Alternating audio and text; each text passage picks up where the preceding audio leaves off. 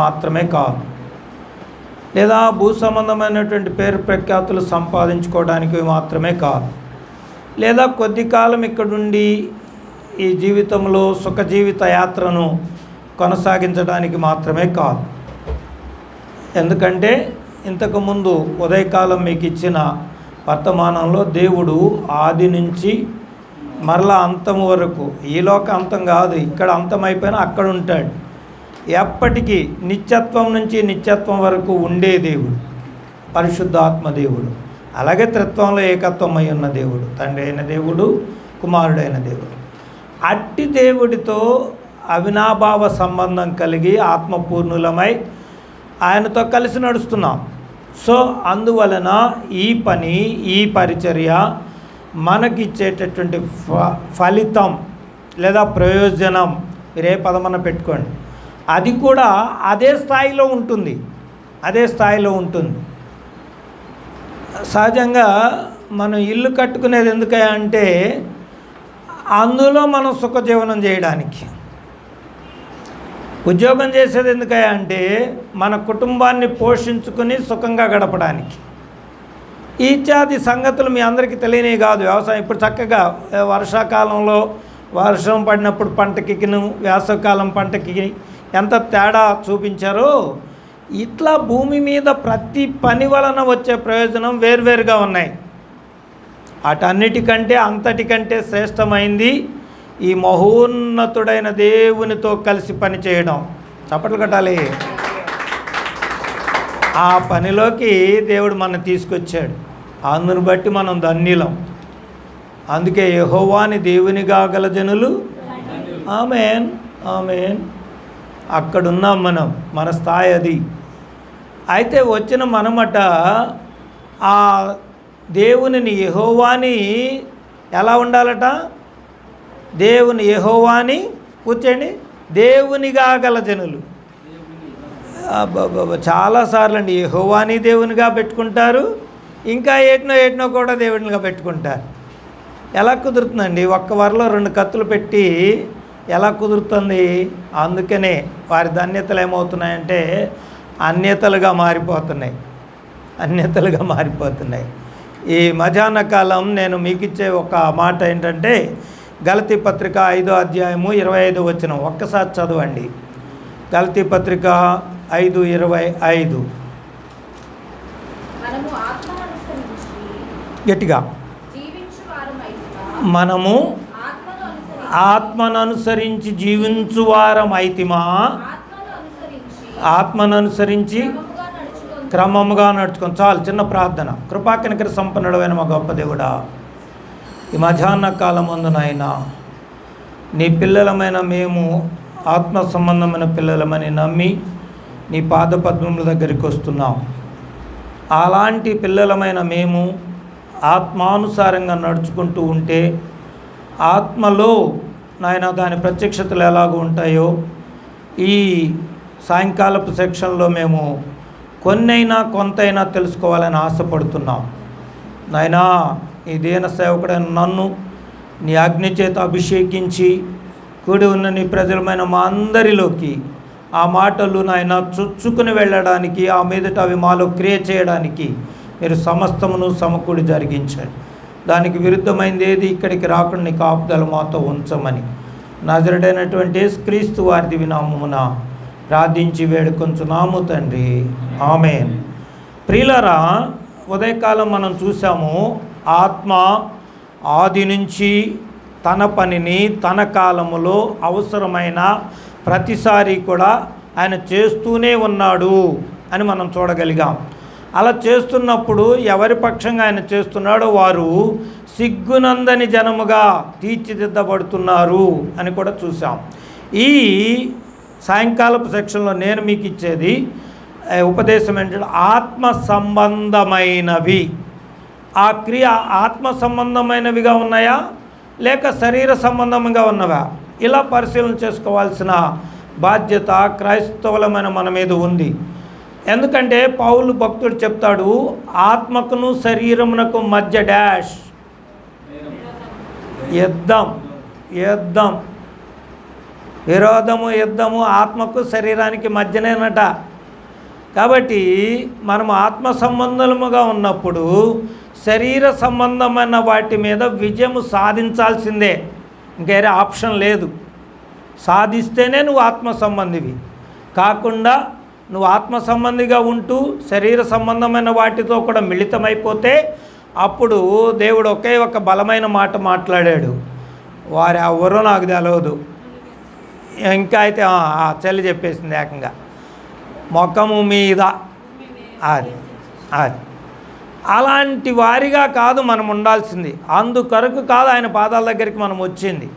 మరి ఏం చేయాలి ఇప్పుడు? మనం ఆత్మ సంబంధమైనవే మన నుంచి దేవుడికి చూపించాలి. ఈ మాట మీకు ఒకవేళ చిత్రంగా అనిపిస్తే ఒక్కసారి పొద్దున కూడా చెప్పాను ఈ మాటను. అపోస్తుల కార్యం 1వ అధ్యాయం 8వ వచనం. అపోస్తుల కార్యం 1వ అధ్యాయం 8 చదవమ్మా.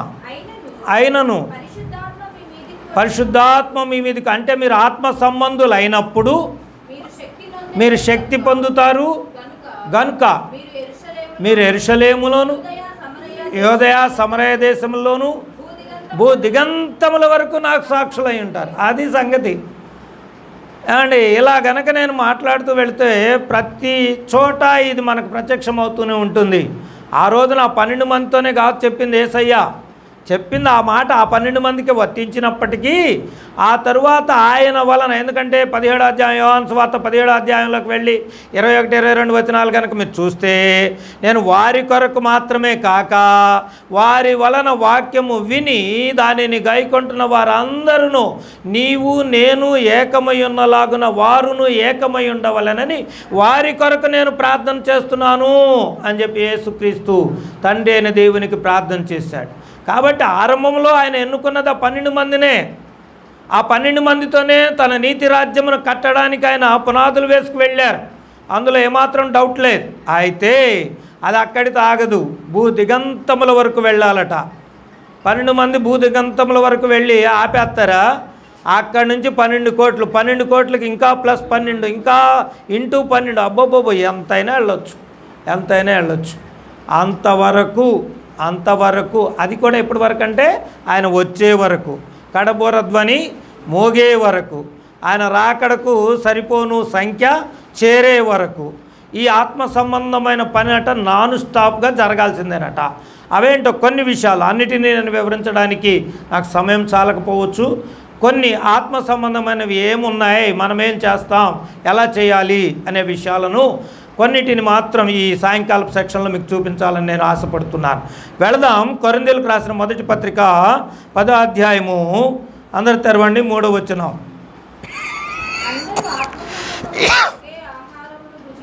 అందరూ ఆత్మ సంబంధమైన ఒకే ఆహారమును భుజించారట.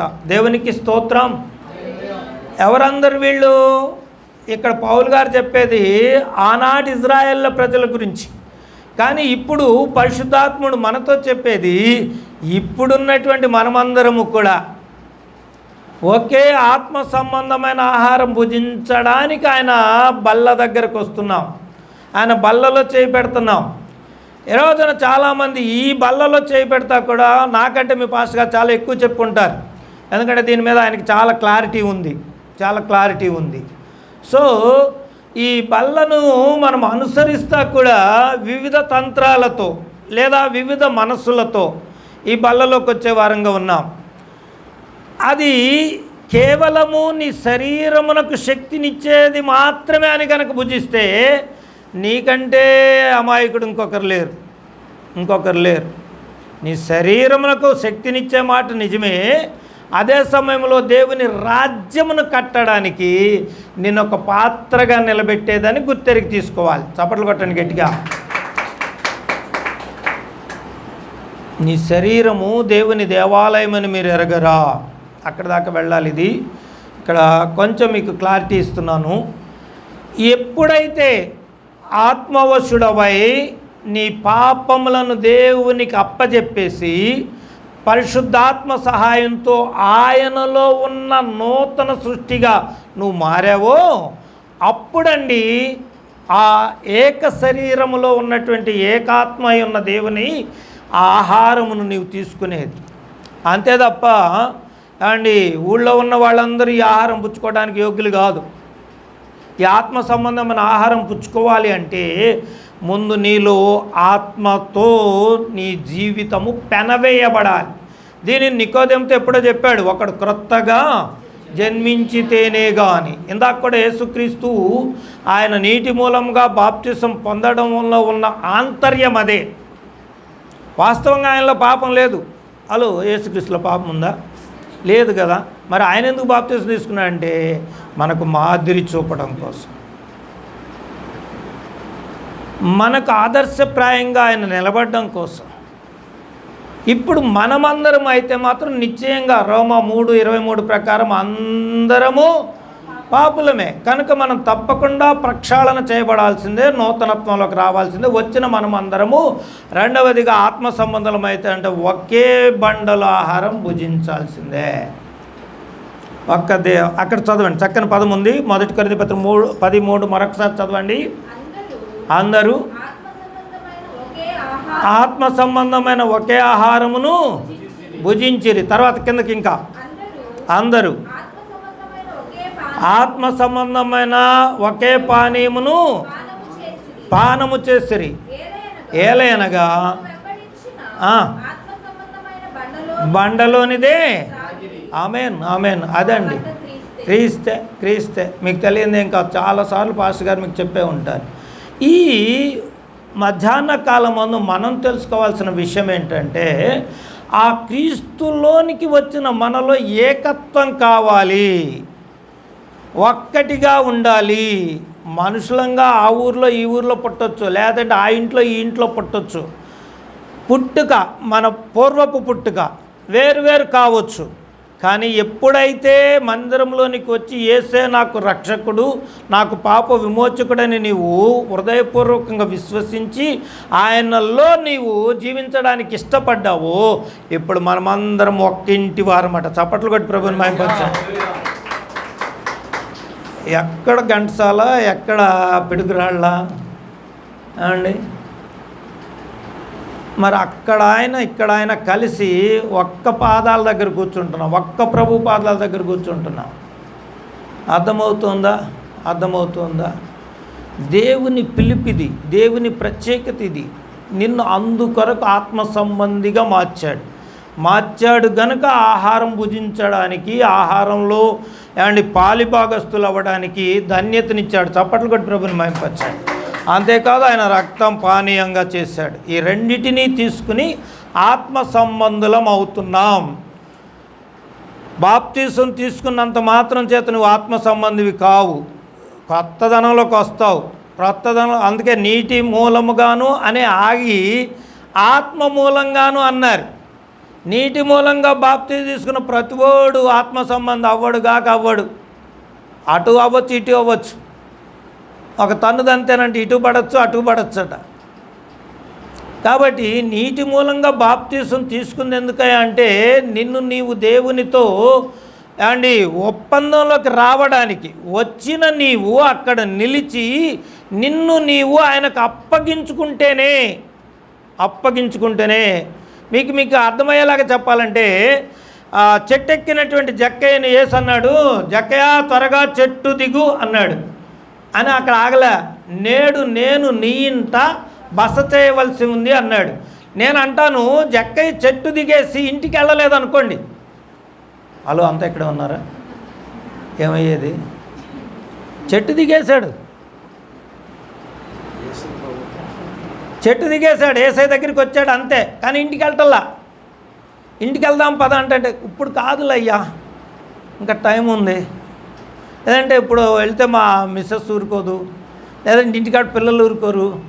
ఇలాంటి సాకులతో యేసు యొక్క చిత్తమునకు వ్యతిరేకంగా, యేసు యొక్క ఉద్దేశానికి, యేసు యొక్క సంకల్పానికి అననుకూలముగా ఆయన దగ్గరికి వచ్చి కూడా, నా మాటలు సరిగ్గా వినాలి మీరు, వస్తున్నారు ఆయన పాదాల దగ్గరికి వస్తున్నారు.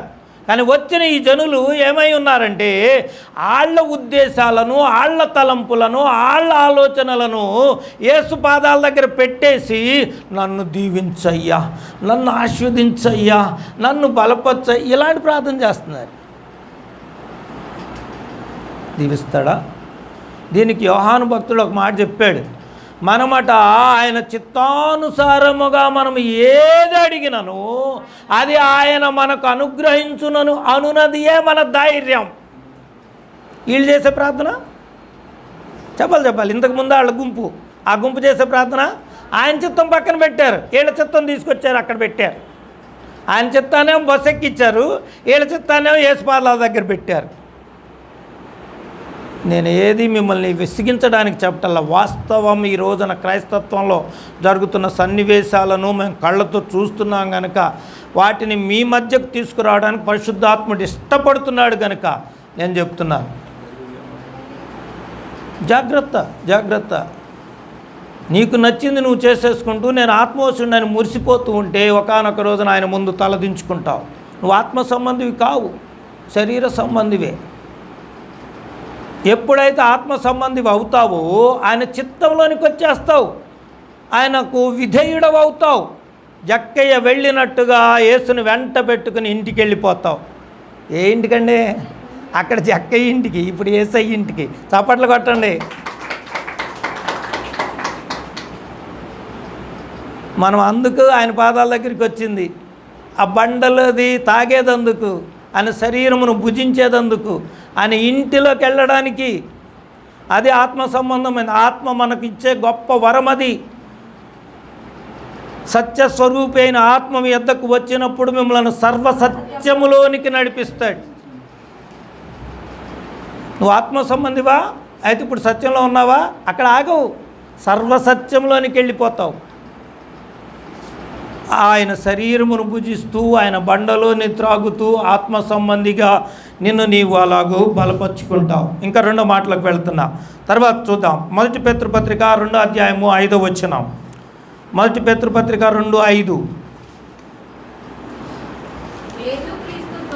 యేసుక్రీస్తు ద్వారా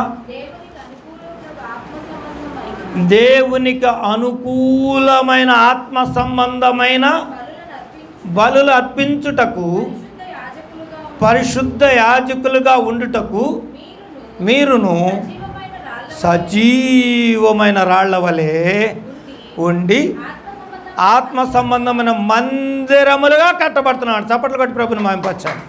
ఇది పేతురు గారి అనుభవం. పేతురు గారి ద్వారా ప్రపంచానికి లేదా మానవ కోటిగా ఉన్నటువంటి దేవుని పిల్లలందరికీ చెప్తున్న మాట ఇది. మనమట ఆత్మ సంబంధమైనటువంటి బలులు అర్పించడానికి ఆయన ద్వారా ప్రత్యేకించబడ్డాం. ఏ బలులు? వెనక కాలం అంటే మోషే కాలంలో ఎడ్డల ఎక్కయు, కోడెల ఎక్కయు రక్తము చేత వాళ్లకు పాపక్షమాపణలు జరుగుతూ వచ్చాయి. గొవ్వల ఎక్కయు, మళ్ళీ వాటిని వదిలిపెట్టద్దు పాపం, అవి ఊరుకో. దేవునికి స్తోత్రం. అర్థమైందా? ఆ 2 చెప్పి నన్ను చెప్పవా నువ్వు అంటే అవి మంచి. అసలు ఎడ్డ కంటే కోడెల కంటే గొవ్వలు చాలా మంచి.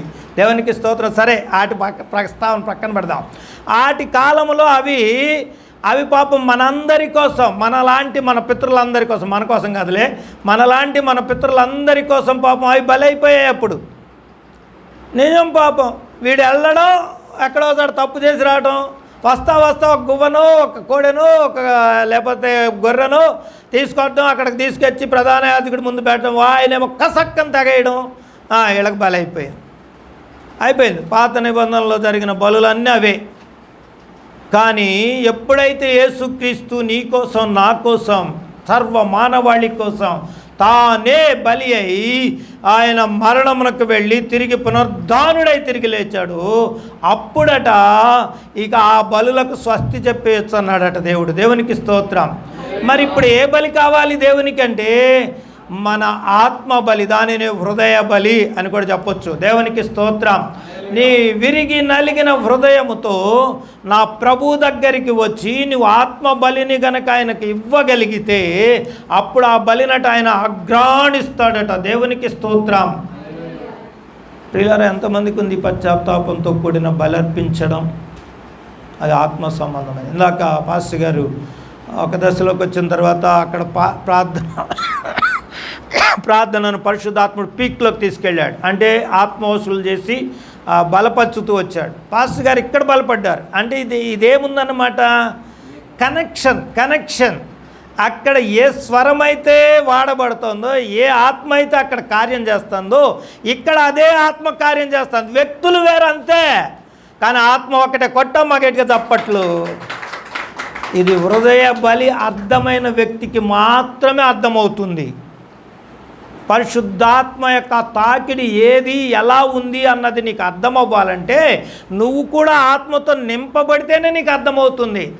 ఒక సీమ నడక ఇంకో సీమకి తెలుస్తుందా, ఏనుక్కి తెలుస్తుందా? మరి అదంతే. ఇక్కడ కూడా నువ్వు ఆత్మ సంబంధివి అయితేనే ఆత్మ యొక్క ప్రభావం ఏమిటో నీకు అర్థమవుతుంది. నీలోకి ఆత్మ రాకపోతే ఆ వరవడి నీకు తెలియదు. ఎన్ని రోజులు మందిరంలోకి వచ్చి నువ్వు బాసిపేటేసి కూర్చో, మోకాళ్ళేసి కూర్చో, లేదంటే ఇంకేదా కూర్చో, ఎట్టన్నా కూర్చో, కానీ నీకులోకి ఆత్మ రాకపోతే ఆత్మ వరవడి నువ్వు అర్థం చేసుకోలేవు.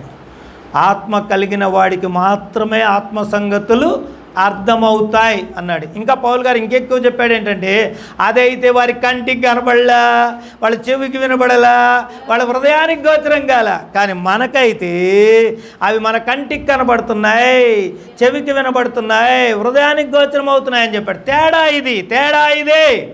నువ్వు ఆర్డినరీగా ఆ భూ సంబంధమైన, ప్రకృతి సంబంధమైన, శరీర సంబంధమైన ఇచ్ఛతో ఇక్కడికి వచ్చి కూర్చున్నంతసేపు నీకు ఆత్మ సంబంధమైన అర్థవి కావు.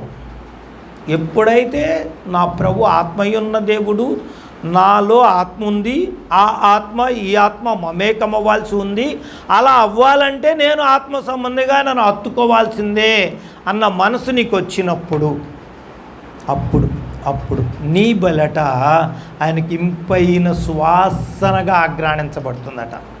పాత నిబంధనలోకి వెళితే మీకు బాగా తెలుసు, నేను కొత్తగా చెప్పవసరం లే. తేట ఆవిడ బలొచ్చిందా లేదా? అబ్బో, పెనన్న, అన్న, ఎల్కానా ముగ్గురు కలిసి ఒకే బండి మీద వెళ్ళేవాళ్ళట. ఒకే బండి మీద మందిరానికి, షిలోములో ఉన్న దేవాలయానికి వెళ్ళిన తర్వాత అక్కడ బలిచ్చిన తర్వాత మళ్ళీ అక్కడ ఇద్దరికి ఫైటు. ఎవరికి? పెనన్నాకి, అన్నాకి. వెళ్ళేటప్పుడు ఒకే బండి, బలిచ్చిన తర్వాత ఫైటు. ఎందుకని? వాళ్ళు ఆత్మ సంబంధులు కాదు. విసిగిపోయినటువంటి అన్న ఒకానొక రోజున తనకు అర్థమయ్యింది, ఈ భౌతికమైనటువంటి చర్యల వలన నా దేవుని కృపకు నేను ఎంత మాత్రము పాత్రురాలను కాను అని అర్థం చేసుకుని తన ఆత్మను దేవునికి అప్పగించుకు, అక్కడ ఉంటుంది తన హృదయమును కుమ్మరించుకొనగా అని ఉంటుంది. ప్రియులారా, నేను ఎందుకు ఈ మాటలు గుర్తు చేస్తున్నానంటే, ఇప్పుడు నీ బలి, నా బలి, మన బలి దేవుడు అలాంటిదై ఉండాలని కోరుకుంటున్నాడు. అది పేతురుగారితో చెప్పిస్తున్నాడు. ఇది చిత్రంగా లేదు పేతురుగారితో చెప్పిస్తా అంటే. ఎందుకని? అలా బలైపోతానని ఒకానొక రోజున ఏసంటే అది నీకు దూరం అవును కాక అన్నాడు. హలో, అంత ఇక్కడే ఉన్నారా? మరి ఇదేంటి, మరి ఇంత చిత్రమా? నేను నీ కొరకు చనిపోతానయా, నీ కొరకు ప్రాణం పెడతాననే అని యేసుక్రీస్తు స్వయంగా వాళ్ళతో మాట్లాడుతా అంటే ఈయన కోపం వచ్చేసింది. అది నీకు దూరం అవును కాక అన్నాడు. యేసుక్రీస్తు వెంటనే అన్నాడు, సాతానా వెనక్కి పో అన్నాడు. నీకు అర్థం అవ్వాలండి, వాక్యములో ఉన్న విలువ నీకు అర్థం కాకపోతే దానిలో ఉన్న జీవాన్ని అంది తెచ్చుకుని అనుభవించడం అంత తేలిక కాదు. అలాంటి శరీర సంబంధంతో యేసును అనుసరించిన పేతుర్ని ఆత్మ సంబంధమైనటువంటి బండగా మార్చేసి ఆ బండలో నుంచి అనేక బండలు కట్టడం కోసం నా యేసయ్య పలికించిన పలుకులు ఇవి. ఎప్పుడు కొట్టు గట్టిగా చప్పట్లో. ఇది దేవుని వరవడి. ఎన్నిక లేని జనమైన మనలను, అగాధములోనికి తప్ప మరొక చోటికి వెళ్ళడానికి యోగ్యత లేని మనలను ఆయన బండ మీద మనలను కట్టుకుంటూ ఆయన ద్వారా సజీవమైన రాళ్లగా నిలబెట్టడానికి నన్ను ఏరుకుని ఇక్కడ కూర్చోబెట్టాడు. ఇది ఆత్మ సంబంధమైంది. ఎక్కడి నుంచి ఎక్కడికి వచ్చామో ఒక్కసారి ఆలోచన చేయండి. ఏమండి పిడుగురాళ్ళ నుంచి నరసరావుపేట, ఘంటసాల నుంచి నరసరావుపేట రావడం చాలా ఈజీ. కారులో పెట్రోల్ పోతే అదే వస్తాం, అదే తీసుకొచ్చేస్తుంది. కానీ అడుగులేని గోతిలో నుంచి ఎవ్వడూ ఎక్కలేనంత ఎత్తైన స్థలము వరకు నా ప్రభువు, మన ప్రభువు మనలను తీసుకెళ్తున్నాడు. అందుకోసం నేను సజీవమైన ఆత్మ సంబంధమైన రాయిగా మార్చుకున్నాడు. ఇది మర్మం, ఇది సత్యం.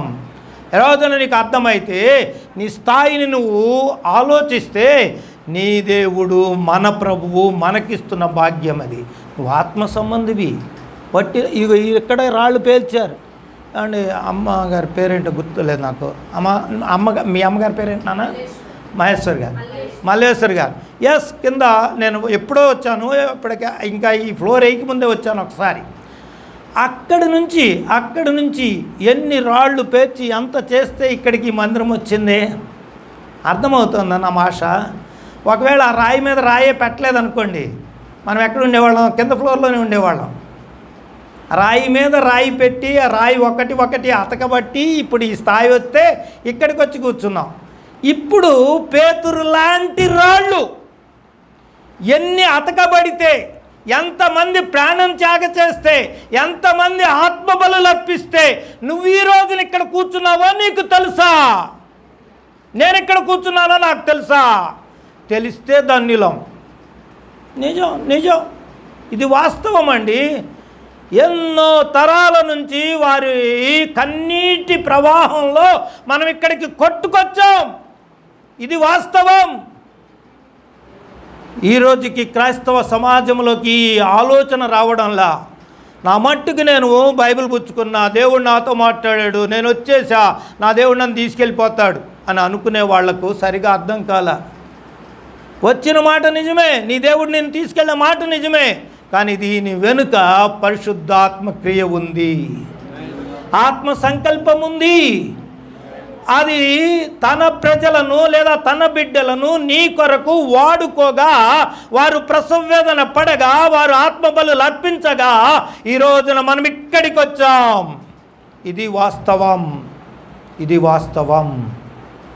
మిత్రులారా, నేను ఎవరిని చిన్నబుచ్చడానికి మాటలు చెప్పటల్లా. కాలగమనములో మన ప్రభు మనకిచ్చినది మనకు అర్థం కాకుండా, మన స్థితిని మనం అర్థం చేసుకోకుండా మన ముందు తరము వారికట మనం సాక్షులం కాలేకపోతున్నాం. అది ఆయన వేదన. ఏం చెప్పాడు? యోదయో గలయలోను సమరయలోను భూదిగంతముల వరకు మీరు సాక్షులై ఉండాలి. ఎక్కడండి, ఎక్కడ పుట్టాడు తోమా గారు? ఏమండి, ఇక్కడ దాకా ఎందుకు వచ్చాడు? ఎప్పుడన్నా ఆలోచించామా? అలాగే మదర్ తెరిసా, ఇలా చెప్తూ వెళ్తే బోల్డ్ మంది, విలియం కేరీ, ఈ భారతదేశం కోసం వాళ్ళందరూ వారి శరీరాలను సజీవయాగంగా బలర్పించిన గనులు వీళ్ళంతా. వాళ్ళందరి యొక్క ఆత్మ బలుల చేత ఈ భారతదేశంలో ఇప్పుడైనా ఇంతమంది రావడానికి కారణం. ఒకవేళ వాళ్ళే అడుగు పెట్టకుండా, వాళ్ళే సాక్ష్యాన్ని ఇక్కడికి మోసుకురాకుండా, వాళ్ళ ఆత్మబలు అర్పించకపోతే చెప్పాలి మన సంగతి ఏంటో. అప్పుడు అంటాడు, వాడు దీపమును వెలిగించి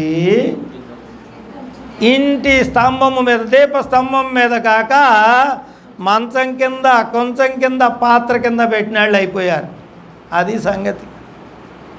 మరి మధ్యాహ్న కాలం ముందు 2వ సెక్షన్లో ఉన్న మన సంగతి.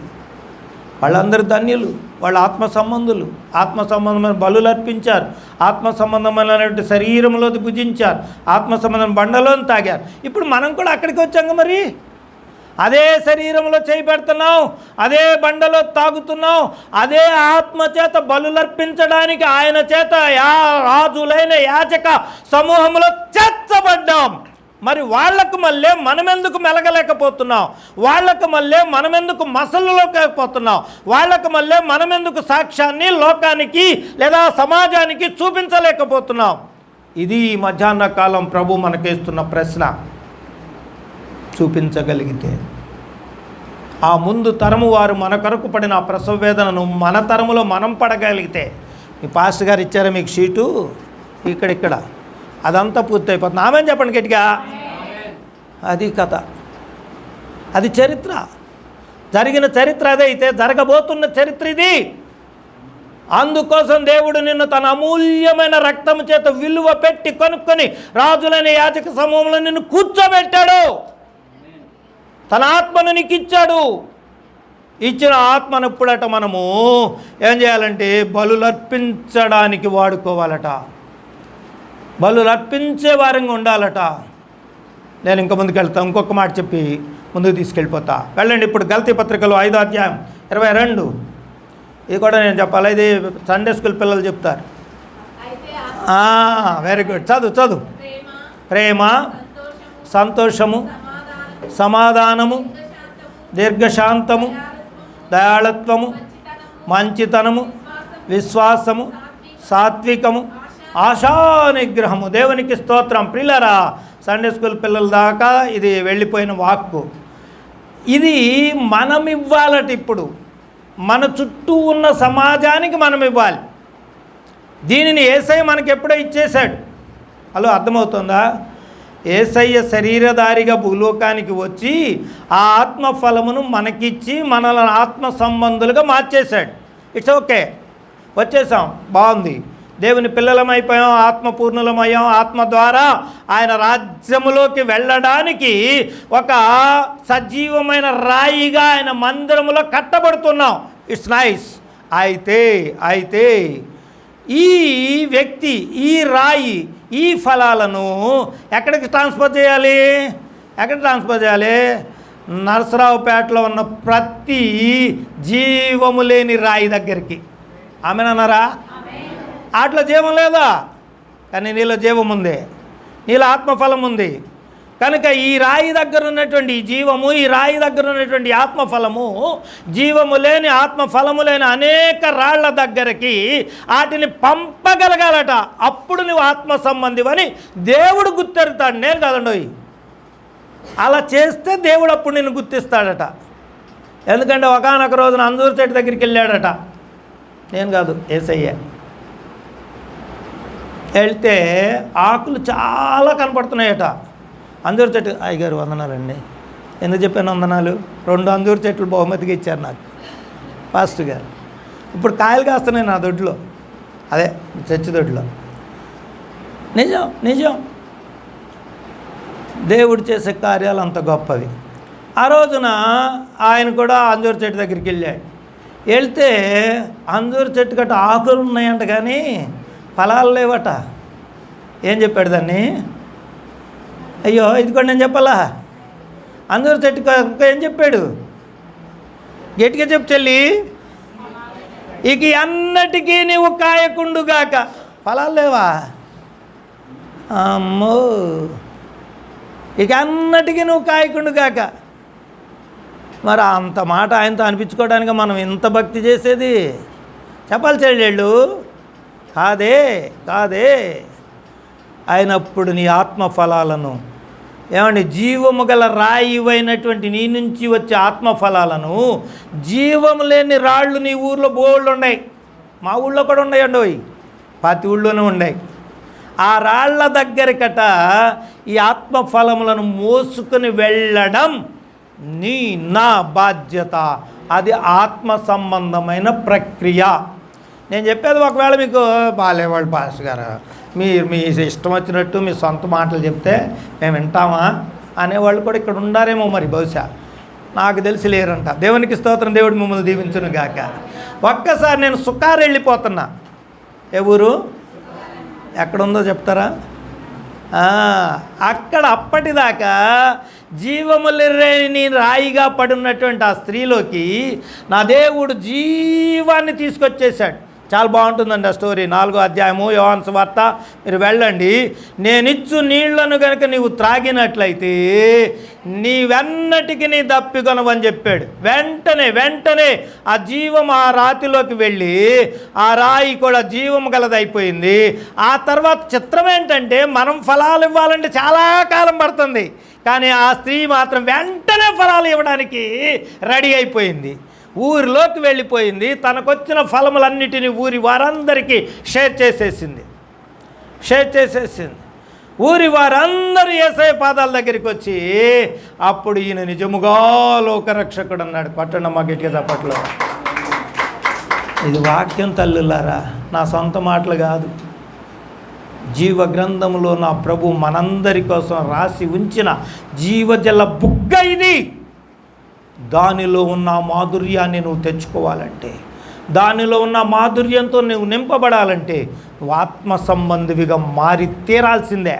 వేరే ఛాన్స్ ఇంకేం లేదు నీకు. ఇక ఆఖరిగా చివరిగా నేను ఇంకా 2 మాటలు మీ ముందు ఉన్నాయి, వాటి దగ్గరికి తీసుకెళ్తున్నా. ఎఫ్ఎస్సి పత్రిక 2వ అధ్యాయం 18వ వచనం త్వరగా.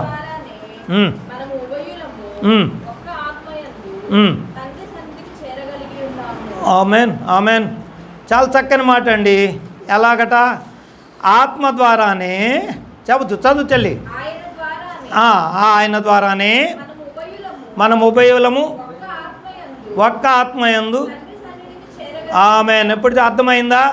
సుకారులో ఉన్నటువంటి జీవము కలిగినటువంటి రాయి అయినటువంటి ఆ స్త్రీ, ఆ తర్వాత అప్పటిదాకా దేవుని దగ్గరికి రానటువంటి అనేక రాళ్ళు ఇప్పుడు కలిసి యేసు పాదాల దగ్గరికి వచ్చి యేసు పాదాల దగ్గర నిజముగా అతడు లోకరక్షకుడని తెలుసుకున్నట్లుగానే ఇప్పుడు నీ ద్వారా నువ్వు జీవంగల రాయుగా, ఇదిగో ప్రియులైన విజయ్ కుమార్ గారి ద్వారా నువ్వు జీవంగల రాయిగా మారావు. మంచిది. జీవము గల రాయి అయినటువంటి నీవు, నీ చుట్టూ ఉన్నటువంటి జీవం లేని రాళ్ళు చాలా ఉన్నాయి. వాటన్నిటినీ కనుక తీసుకొని వచ్చి నీవు మందిరంలో కూర్చోబెడితే మీరు ఉభయులు అంటే ఇంతకుముందు జీవం కలిగినటువంటి రాయిగా ఆత్మఫలముల చేత నింపబడిన నీవు నూతనంగా ఇప్పుడు దేవుని సన్నిధికి వచ్చిన జీవం గల రాయి, ఈ ఇద్దరు కలిసి ఉభయులు కలిసి ఏం చేస్తారు? చదువు ఇంకా చాలా బాగుంటుంది అక్కడ కింద. పరజనులను పరదేశులనై ఉండక పరిశుద్ధులతో ఏక పట్టణస్థులు. చప్పట్లు కొడతారు గట్టిగా. అర్థమైందండి? ఇది ఎంత బాగుంది, అసలు ఎంత బాగుందండి. ఆత్మ సంబంధమైన కథ, ఆత్మ సంబంధమైనటువంటి నడిపింపు, ఆత్మ సంబంధమైనటువంటి క్రియ, ఆత్మ సంబంధమైన ఫలము నీకు ఇచ్చే భాగ్యం ఇది. ఎక్కడి నుంచి ఎక్కడికి వచ్చాం ఏమండి? జీవము లేని రాళ్లమైనటువంటి మనము, ఆత్మ సంబంధం కానటువంటి మనము దేవుని మందిరంలోనికి వచ్చి ఆత్మ సంబంధాలుగా మారడం కాక, జీవ సంబంధంలోకి రావడం కాక, అనేకులకు జీవ సంబంధాలుగా మార్చడం కాక ఏకంగా నిత్యత్వంలోకి వెళ్ళిపోయే వాళ్ళం అయిపోయావట. ఇది ఒకవేళ ఏదోలే మీ ఇష్టం వచ్చినట్టు మాట్లాడుకునేదంటే ఒక్కసారి మీరు పిలోమాను పత్రికలోకి వెళ్ళండి. పిలోమాను పత్రికలో అక్కడ పిలోమానుకు పౌలు గారు ఉత్తరం రాస్తా, నాయనా నా కుమారుడా, నా జత పనివాడా, ఇదిగో ఈ ఒనేసిం అనేటటువంటి కుర్రోడు ఇంతకుముందు నీకు నిష్ప్రయోజకుడు బాబు, కానీ ఇప్పుడైతే అతడు నీకును నాకును కూడా ప్రయోజకుడే. నీవింతకుముందు నన్ను ఎలాగూ చేర్చుకున్నావు, ఇప్పుడు ఇతనిని కూడా నీవు అలాగూ చేర్చుకుని నాకేదైతే చేసావో ఇప్పుడు ఆ పిలోమానుకు కూడా ఒనేసిం కూడా నువ్వు అలాగ చెయ్యి అని చెప్పాడు. ఇప్పుడు ముగ్గురు కలిసి ఎక్కడికి వెళ్తారు? గట్టిగా చెప్పాలి. అదిగో అక్కడ ఆన్సర్. అది ఎఫ్ఎస్సి పత్రికలు. ఇప్పుడు చదువు మళ్ళీ తల్లి. ఇందాక చదివినటువంటి 22వ వచనం,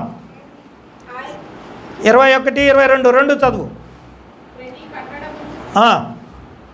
చదువమ్మా, చదవరా తల్లి.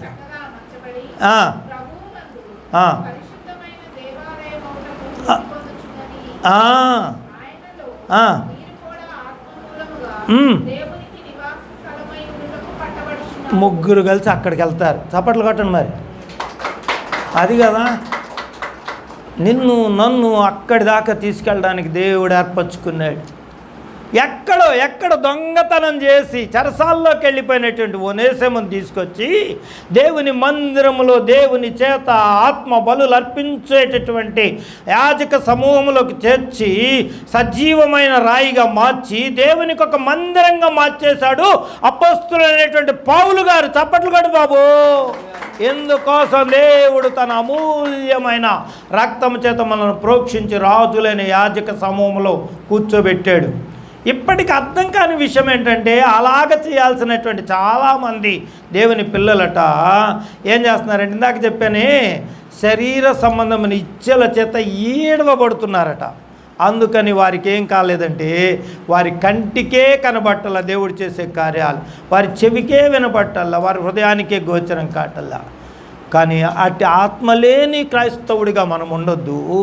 ఆత్మ కలిగిన క్రైస్తవుడిగా మనం మార్పు చెందుదాం.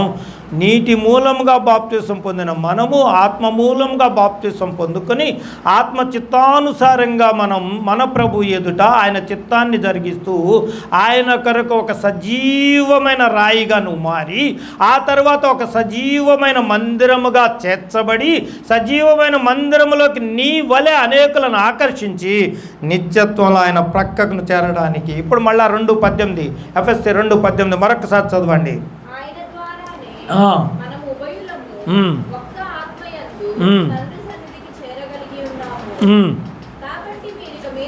పరజనులను పరదేశులను కాక ఏకపట్టణస్థులను.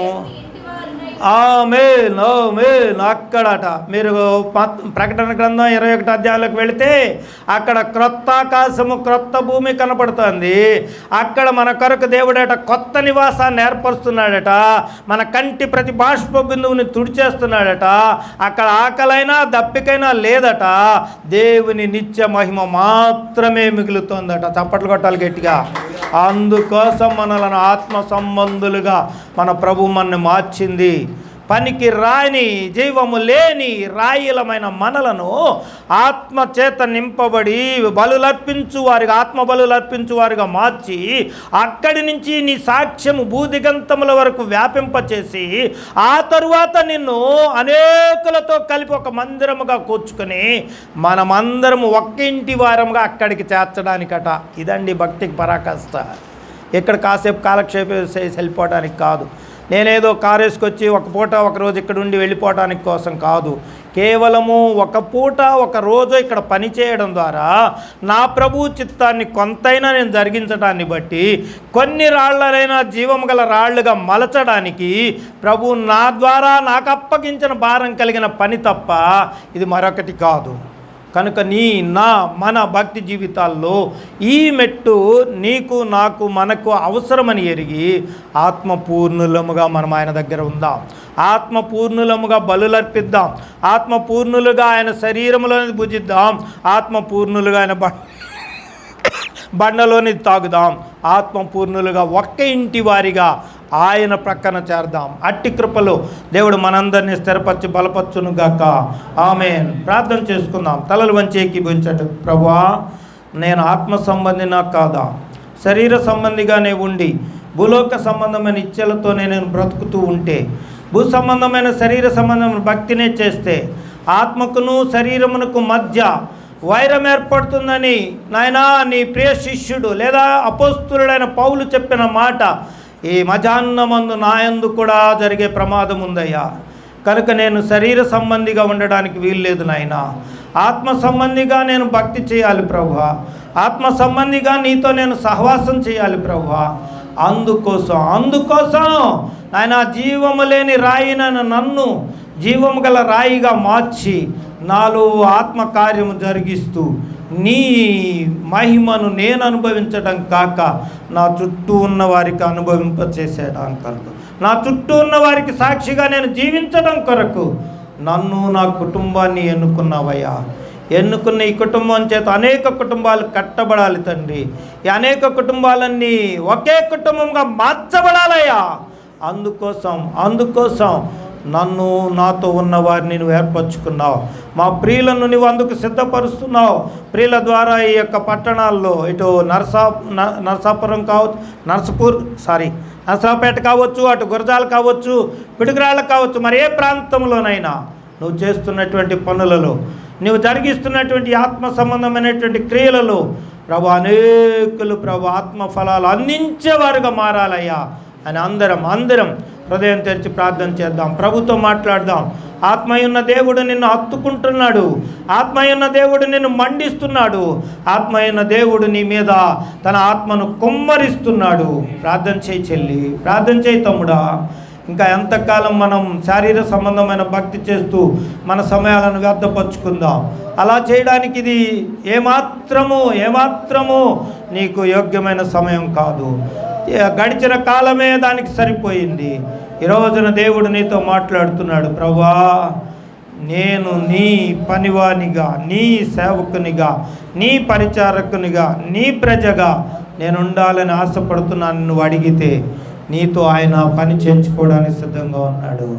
హింసకుడు, హానికరుడు, దూషకుడని అనిపించుకున్నటువంటి సౌలు చేత అంత గొప్ప కార్యాలు చేయిస్తే, చెరసాల్లోకి వచ్చిన ఒనేసేమునే ప్రయోజకుడిగా మార్చగలిగితే, ఇదిగో దేవుని పాదాల దగ్గర దేవునితో సమయం గడుపుతున్న నీతో ఆయన ఎంత పనైనా చేయించుకోవడానికి ఆయన సిద్ధంగా ఉన్నాడు. హృదయం తెరిచి ప్రార్థన చేయి, ప్రభుతో మాట్లాడు. ఆత్మపూర్ణునివై ఆయనను ఎదుర్కో. లోకము మనది కాదు, లోకంలో ఉన్నవి మనవి కావు. దేవుని కొరకు, దేవుని ఆత్మ కొరకు నువ్వు దేవాలయంలో ఉన్నావని నీవు హృదయం తెరిచి ప్రార్థన చేసుకో. మన మధ్యన ఉన్న దైవ సేవకులు విజయ్ కుమార్ గారు మన ప్రార్థనలో నడిపిస్తారు, ప్రతిపాలు నడిపిస్తారు. అందరు ఉదయం తెరిచి ప్రార్థన చేయండి, ప్రభుతో మాట్లాడు. పరిశుద్ధాత్మ దేవుడు మనతో చక్కగా